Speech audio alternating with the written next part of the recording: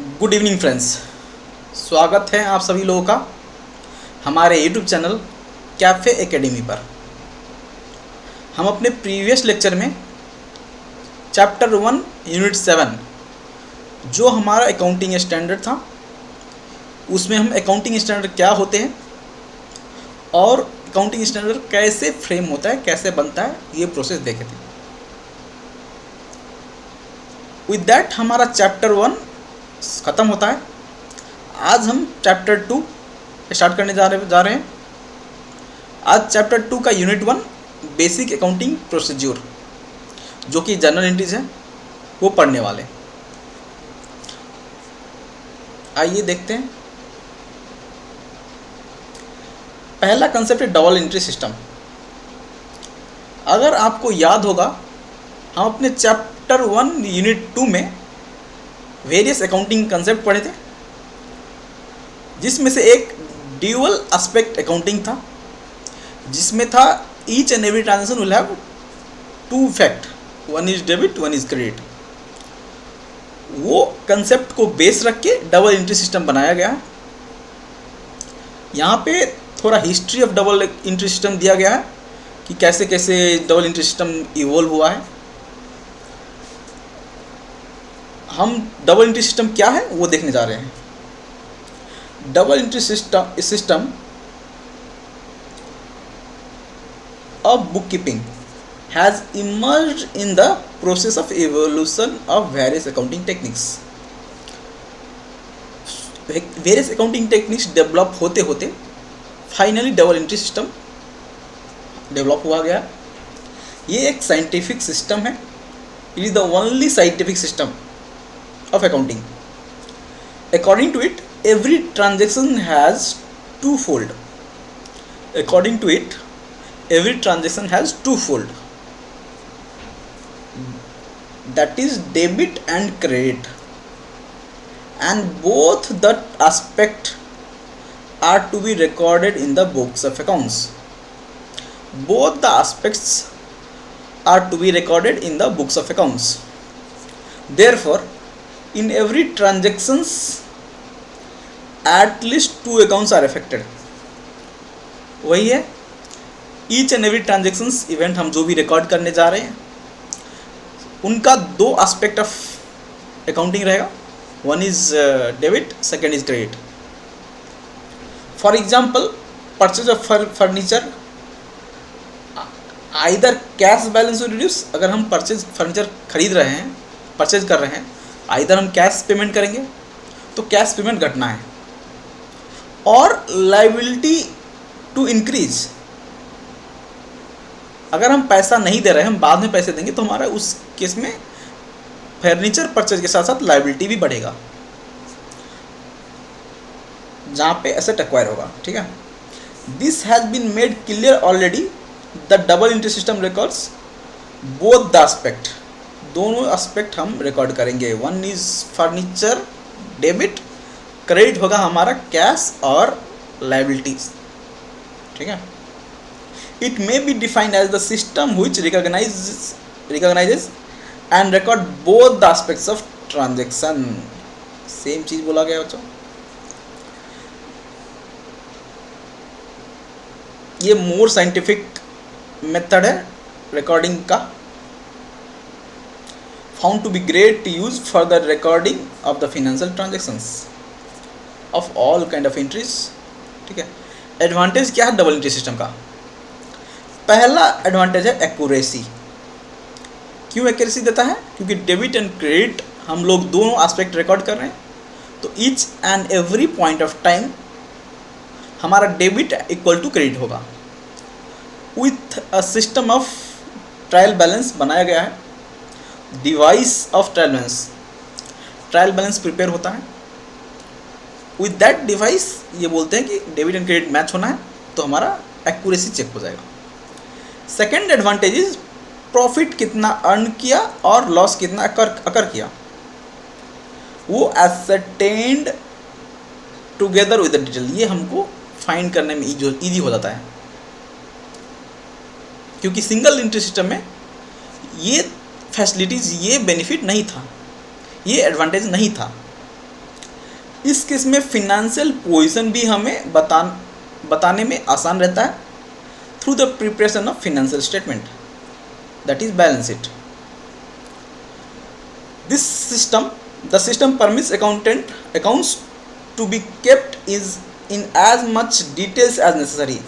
ये सिस्टम, double entry system, accounts को to be kept as much details as necessary, detail में maintain करने के लिए प्रोत्साहित करता है, सजेस्ट करता है. Therefore provides significant information for the purpose of control and reporting. इसमें ज़्यादा इंफॉर्मेशन है डेबिट क्रेडिट, तो कंट्रोल एंड रिपोर्टिंग के लिए सिग्निफिकेंट इंफॉर्मेशन हमें अवेलेबल रहता है. Result of 1 year may be compared with those of previous year. Result of 1 year may be compared with those of previous year. यही है benefit of double entry system. Next concept बच्चों accounts के लिए है, जो कि हमारा लेजर अकाउंट्स है. हम लेजर अकाउंट्स के बारे में अपने यूनिट 2 में डिटेल में पढ़ने वाले हैं. यहाँ पे थोड़ा स्नैप्स दिया गया है कि हाँ कैसे क्या है अकाउंट्स. अभी हम देखें तो हम डे टू डे में बहुत सारे फिनेंशियल ट्रांजैक्शंस जो कि मॉनेटरी टर्म्स मेजर हो वो हम बहुत सारे इंटर करते हैं. इसको एक सिस्टमेटिक वे में रिकॉर्ड करने के लिए हम अकाउंट्स प्रिपेयर करते हैं, जो कि हमारा टी फॉर्म है. यहाँ पे दिया गया 2 columns which are referred above in this earlier para are put usually in the form of accounts called T form. ठीक है, टी फॉर्म में अकाउंट्स मेंटेन होता है, जिसमें लेफ्ट साइड में इंक्रीज के लिए रिकॉर्ड करते हैं, राइट साइड में डिक्रीज के लिए रिकॉर्ड करते हैं, दैट इज डेबिट और क्रेडिट. ठीक है, यहाँ पे ओपनिंग बैलेंस ऑफ कैश रहेगा. जो भी ट्रांजैक्शंस होते हैं तो इंक्रीज के लिए यहाँ पे रिकॉर्ड कर रहे हैं, जो भी इनफ्लो आया है, जो भी पेमेंट किया गया है, जो डिक्रीज कर रहा है कैश बैलेंस को, वो यहाँ पे रिकॉर्ड किया गया है. ठीक है, ये सब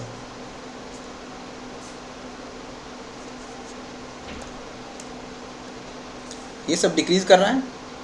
ये net closing balance opening plus all the receipt minus all the outflow payment, हमारा क्लोजिंग बैलेंस फाइंड किया है. इसको एक सिस्टमेटिक वे में रिकॉर्ड करने के लिए नंबरिंग दिया गया है 1 2 3 4. यही यहाँ पे पैरा में समझाया गया है. हम डिटेल में लेजर के बारे में अपने यूनिट 2 में पढ़ने वाले हैं. यहाँ पे एक इलस्ट्रेशन दिया गया है कि हाँ कैसे कैसे ट्रांजैक्शंस कैश बैलेंस को इफेक्ट करता है, इंक्रीज होता है या डिक्रीज होता है. नेक्स्ट कंसेप्ट बच्चों डेबिट एंड क्रेडिट के लिए दिया गया. हम अपने प्रीवियस चैप्टर में हम अकाउंटिंग इक्वेशन पढ़े थे. हमारा अकाउंटिंग इक्वेशन था asset equal to liabilities plus capital, जो कि हमारा बेसिक अकाउंटिंग इक्वेशन है. अगर इसी को हम चेंज करें इसका स्थान, तो लायबिलिटीज़ को इस साइड लाने के लिए हमें asset minus liabilities equal to capital करना होगा. अगर हम अपने कंपोनेंट को ब्रेक डाउन करेंगे, एसेट एक साइड में है, लायबिलिटीज भी है, यहाँ पे अपने कैपिटल को हम स्टॉक होल्डर्स इक्विटी भी बोलते हैं, वो दिया गया है, which is capital contributed plus beginning retain earning and revenue minus expense, that is profit. हमारा कैपिटल, अगर हम कैपिटल इंट्रोड्यूस कर रहे हैं, ईच एंड एवरी ईयर हम कुछ प्रॉफिट या लॉस इनकर करते हैं. अगर हमारा रेवेन्यू एक्सपेंस से ज़्यादा हो जाए तो हमें प्रॉफिट होगा, वाइस वर्सा हमें रेवेन्यू कम करे दैन एक्सपेंस हमारा ज़्यादा हो तो हमें लॉस होगा. तो वो लॉस और प्रॉफिट हमें ट्रांसफ़र करना होता है कैपिटल में. तो वो इफ़ेक्ट यहाँ पे कैप्चर किया गया है, इसमें रेवेन्यू माइनस एक्सपेंस. अगर हमारा ट्रांजैक्शंस आफ्टर सम ईयर्स है, तो हमारे बिगनिंग्स में रिटर्निंग भी रहेगा, जो भी प्रीवियस ईयर्स में हम जो भी ट्रांजेक्शन्स कैरी कर रहेंगे जिसका नेट रिजल्ट रहेगा, जो कि रिटर्न अर्निंग बोलता है। ठीक है, तो इसी को ब्रेक डाउन किया है। कंट्रीब्यूटेड कैपिटल क्या है? Contributed capital is original capital introduced by the owner. ठीक है। बिगनिंग रिटर्निंग क्या है? Previous earning not distributed to shareholder. Previous years में जितना भी हम अर्निंग किया गया है, अर्न कर रहे हैं, अगर कोई अमाउंट जो शेयर होल्डर को हम एज अ डिविडेंड नहीं दिए हैं, तो वो जो भी एक्यूमुलेट होकर रहता है उसे हम रिटर्न करते हैं, रिटर्न अर्निंग बोलते हैं। रेवेन्यू मतलब जो भी हम इनकम जनरेट करते हैं, एक्सपेंस करते हैं। डिविडेंड्स क्या है? Earning distributed to share holder of the company. ठीक है, यही अकाउंटिंग इक्वेशन को रख के, अकाउंटिंग इक्वेशन पे यहाँ पे इलस्ट्रेशन दिया गया है। हमारा opening started business with 10 lakh, तो क्या होगा? हमारा एसेट 10 लाख कैश बढ़ेगा with capital, increase in capital. अगर हम बोरो करें, फंड बोरो लें, तो हमारा कैश बैलेंस बढ़ेगा विथ लायबिलिटीज इंक्रीज। अभी विदड्रॉ कैश फ्रॉम बिजनेस, अगर हम विदड्रॉ करें कैश फॉर पर्सनल यूज़, तो हमें कैश तो घटेगा, एसेट घट रहा है। यहाँ पे ऑनर्स इक्विटी भी घट रहा है, बिकॉज ड्राइंग लोन रीपेड करेंगे तो क्या होगा? हमारा लायबिलिटी घटेगा और एसेट भी घटेगा, कैश। अगर हम फर्नीचर बाई किए with cash, at one leg हमारा फर्नीचर बढ़ेगा, एट अनदर लेग हमारा कैश घटेगा। तो दिस ट्रांजेक्शन का ये ट्रांजेक्शन इफेक्ट दोनों साइड एसेट में ही जा रहा है। तो यहाँ इलस्ट्रेशन दिया गया है अकाउंटिंग इक्वेशन का। इलस्ट्रेशन नंबर 2 दिया गया है, सेम चीज़ है। यही एक्सप्लेन किया गया है कि कैसे लेफ्ट हैंड साइड में, राइट हैंड साइड में रिकॉर्ड करते हैं। टी फॉर्म ऑफ अकाउंट्स है, इसके बारे में हम अपने नेक्स्ट यूनिट में पढ़ने वाले हैं। ये है मॉडर्न रूल्स ऑफ अकाउंटिंग, जो हम अपने after golden rules of accounts, पहले गोल्डन रूल्स ऑफ अकाउंट पढ़ेंगे, उसके बाद मॉडर्न अकाउंटिंग अप्रोच पढ़ने वाले हैं, उसमें देखेंगे।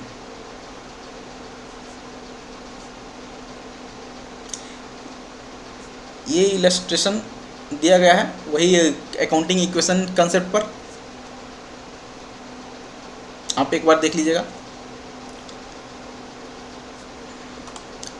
नेक्स्ट है बच्चों ट्रांजैक्शंस। हम जो भी ट्रांजैक्शंस या जो भी इवेंट्स कैरी करते हैं, measure in terms of money, वो सब हम रिकॉर्ड करते हैं अपने फाइनेंशियल स्टेटमेंट में।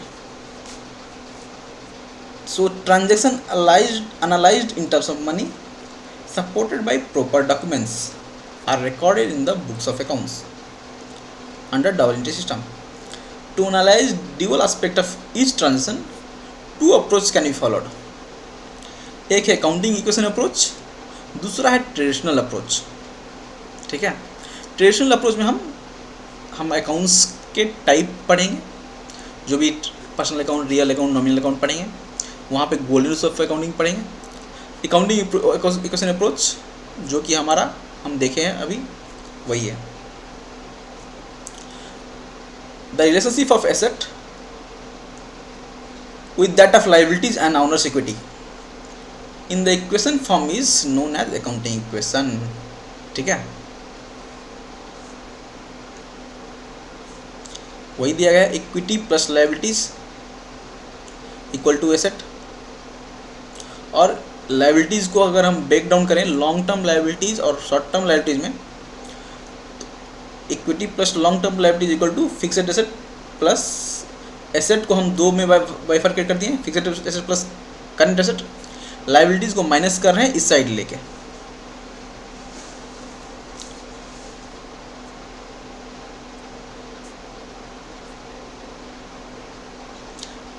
इलस्ट्रेशंस दिया गया है, आप एक बार कवर करिएगा। जहाँ पे भी अगर डाउट आए आप कमेंट करिए, हम अपने नेक्स्ट प्लेलिस्ट में हम सेपरेट वीडियो बना के आपके लिए रख देंगे। इलस्ट्रेशन नंबर 2 कवर कर लेते हैं बच्चों। Develop the accounting equation from the following information available at the beginning of accounting period. ये सब हमारा ट्रांजेक्शन्स दिया गया है, इंफॉर्मेशन दिया गया है eight the beginning of accounting period, eight the end of accounting period ये दिया गया है। हमें कैपिटल फाइंड करना है अकाउंटिंग इक्वेशन का यूज़ करके, उसके बाद हमें reset the accounting equation and find out profit, prepare the balance sheet at the end of accounting period. ठीक है, तो हमारे पास यहाँ पे कैपिटल 51,000, लोन ट्रेड पेबल, ये सब हमारा लायबिलिटी हो गया, ये सब हमारा डाउन में एसेट हो गया। ठीक है, यही दिया होगा। मेरा इक्विटी 51,000 है, लायबिलिटी 11,000 का लोन प्लस ट्रेड पेबल का 5,700 विच कम्स टू 17,200। ठीक है, एसेट मेरा 12,800 का fixed asset, inventory 22,600, trade receivable 17,500 and cash and bank 15,300 which is 68,200। Which our equation holds goods here 51 plus 17,200 equal to 68,200। ठीक है, तो भी नेक्स्ट पीरियड में L1 equal to loan plus trade payable. ठीक है, यहाँ पे हमारा एट द बिग ये दोनों हमारा लायबिलिटी हो गया 11,500 प्लस 5,800। एसेट भी हमारे पास दिया गया है, एसेट भी दिया गया है हमारे पास 17,300 का हमारा लोन हो गया लायबिलिटी, हमारा एसेट हो गया 68,720। इक्विटी क्या होता है, कैपिटल हम एसेट माइनस लायबिलिटी। ठीक है, 68,720 माइनस 17,300 विच कम्स टू 51,420। अगर हम देखेंगे तो movement in equity is profit, तो 41,420 हमारा आ गया closing capital, closing shareholder equity 51,000 was opening, so 420 is my profit. इसी का बैलेंस शीट बनाया गया 51,000 ओपनिंग कैपिटल, 420 का मेरा प्रॉफिट विच कम्स टू 51,420। ये सब क्लोजिंग इन्फॉर्मेशन लिया गया है, इससे हमारा इक्वेशन मैच कर गया। ठीक है, इलस्ट्रेशन नंबर 3, इलस्ट्रेशन नंबर 3 भी कवर कर लेते हो।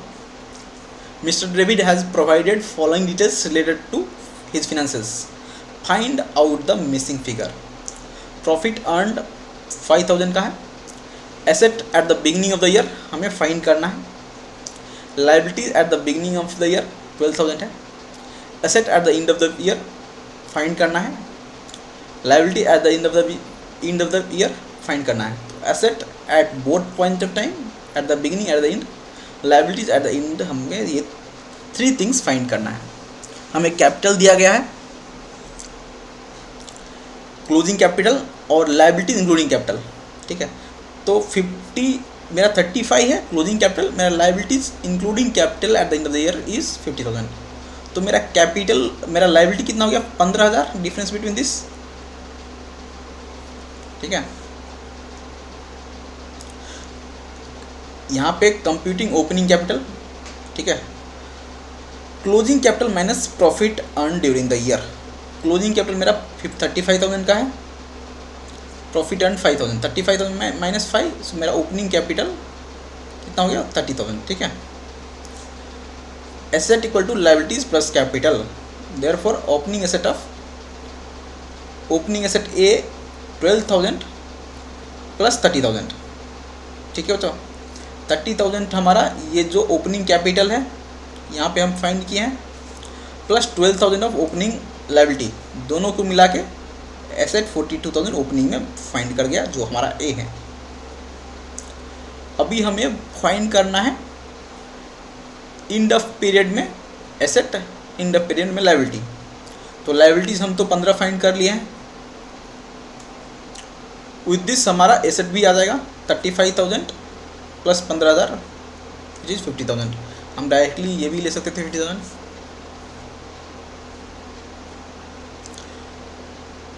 हमारे पास अभी ट्रेडिशनल अप्रोच है। ट्रेडिशनल अप्रोच में हम अपने अकाउंट्स को 3 कैटेगरी में डिवाइड करते थे। Personal account, real account, nominal account, यही यहाँ पे दिया गया है। Under traditional approach of recording transactions one should first understand the term debit and credit and their rules. हमें पहले डेबिट एंड क्रेडिट समझना है और उनके रूल समझना है। The term debit and credit have already been explained in para 1.4 of this unit. ठीक है, हम पहले ही डेबिट क्रेडिट देख लिए थे। Transaction in the journal are recorded on the basis of rules of debit and credit only. For the purpose of recording this transaction are classified in this groups. Personal nature का है, transaction related to asset and liabilities, transaction related to expense, loss, income, gains. ठीक है। Classification accounts, accounts के classifications क्या क्या है? पहला है पर्सनल अकाउंट, दूसरा है रियल अकाउंट, तीसरा है nominal account. Personal account, real account, nominal account. Real and nominal account को इम्पर्सनल अकाउंट कह दिया गया है यहाँ पे। पर्सनल अकाउंट में क्या होता है? Personal account relates to person, trade receivable, trade payable. For example would be counted as Ram and co credit customer, जो भी चांदेरिन को supplier of goods. The capital account is the account of the proprietor and therefore it is also personal account. But the adjustment on account of profit and loss made in it has to be recorded. ठीक है, जो भी हमारा capital क्या है कि हम honours का अकाउंट ही कैपिटल है। अगर हम अपने इंटिटी कंसेप्ट में देखे थे, there is separate identity of owner and business. ठीक है, तो दोनों अलग अलग एंटिटी हैं। तो ऑनर्स का अकाउंट रखने के लिए कैपिटल अकाउंट करके मेंटेन होते हैं, इसीलिए हमारा ये भी पर्सनल लेजर का हुआ। Further classified into 3 categories.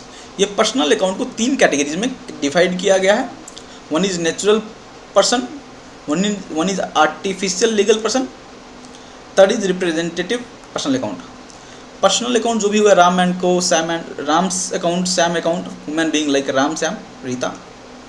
Artificial person is like business entity, they are separate entity. ठीक है, for example government, companies, private और पब्लिक, क्लब, कोऑपरेटिव सोसाइटी, जो भी हमारा लीगल एंटिटी है। Third thing, representative personal account. Representative personal account क्या होता है बच्चों? ये कोई पर्सनल अकाउंट नहीं है, बट रिप्रेजेंट करता है किसी के पर्सनल अकाउंट का। For example outstanding liability account, prepaid account, capital account, drawing account. ठीक है, तो ये सब अकाउंट हम देखें तो हमारा ये सब पर्सनल अकाउंट नहीं है। किसी का नाम के लिए हम लोग यहाँ पे लेजर नहीं खोलें, नहीं, हमारा ये लेजर किसी पर्सन का नहीं है, लेकिन ये रिप्रेजेंट करता है किसी का बैलेंस। जैसे कि एग्जांपल कैपिटल हमारे ऑनर्स का ऑनर्स का बैलेंस रिप्रेजेंट करता है। ड्राइंग भी जो भी विड्रॉ किया गया है ऑनर्स का ही अकाउंट रिफ्लेक्ट करता है। आउटस्टैंडिंग लायबिलिटी है जो कि हमें किसी को पैसा देना है। प्रीपेड अकाउंट है, हम किसी को पैसा ऑलरेडी दे चुके हैं, सर्विस नहीं ली है। तो वो सब कैटेगरी है जो रिप्रेजेंट करता है पर्सनल अकाउंट को, पर्सन्स को, सेपरेट लीगल एंटिटी को। तो ये सब हमारा रिप्रेजेंटेटिव पर्सनल अकाउंट हो गया। इम्पर्सनल अकाउंट में हमारे पास रियल अकाउंट है, नॉमिनल अकाउंट है। रियल अकाउंट में एसेट से रिलेटेड है, accounts which are related to asset of the firm but not debt. ठीक है, for example land, building, investment, fixed deposit and other. Nominal account, accounts which relate to expense, loss, gain, revenue, etc। Like example के लिए salary account, interest paid account, commission received account. ठीक है, ये account जो भी हमारा nominal account है, ये टेम्परेरी अकाउंट है। Eight the end of the period, eight the end of accounting period, हम इनका बैलेंस प्रॉफिट एंड लॉस में ट्रांसफर करते हैं। ठीक है, आज के लिए बच्चों इतना ही रखते हैं। हम अपने नेक्स्ट क्लास में गोल्डन रूल्स ऑफ अकाउंटिंग पढ़ने वाले हैं। Thank you.